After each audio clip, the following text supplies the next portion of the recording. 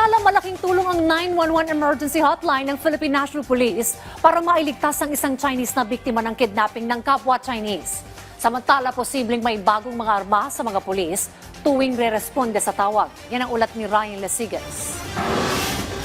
Pinag-aaralan na ng Philippine National Police o PNP ang pagpapadala ng non-lethal weapon sa tuwing re-responde sa isang tawag. Kabilang dito ang baton, pepper spray at taser gun.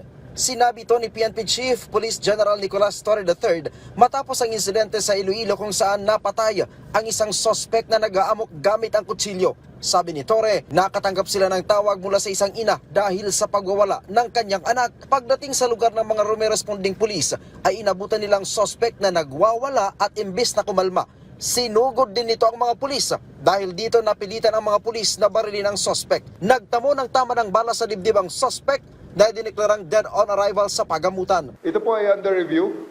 Tanggap po natin yan. Yan ay pwedeng ma-question. Pero sa ngayon, ang ating mga nire-review ay ang ating tinitingnan ay may regularity ang ating pulis. Tuloy pa ang isinasagawang investigasyon sa insidente, partikular na kung may lapses sa ginawa ng pulis. Samantala, epektibo ang 911 emergency hotline ng PNP. Ito ang pinagmalaki ng hepe ng pambansang pulisya, kung saan kabilang sa kanilang narespondihan ang kaso ng pagdukot sa isang Chinese sa kapwa nito Chinese. Nakakulong na ang 4 na Chinese national matapos maaresto ng mga tauhan ng PNP Anti-Kidnapping Group.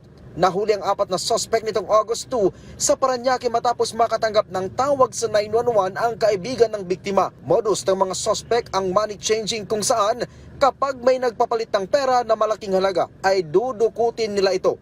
Napagalaman na dating nagtatrabaho sa Pogo ang mga suspect at kilala sa pagpapautang at pagpapalit ng pera. Sa loob lamang ng 8 linggo o mula June 3 hanggang July 31, umaabot na sa halos 4,000 ang natatanggap na tawag ng saklolo sa pamamagitan ng 911. Mula sa nasabing bilang, mahigit 3,200 na ang narerespondihan ng PNP sa loob lamang ng 5 minuto.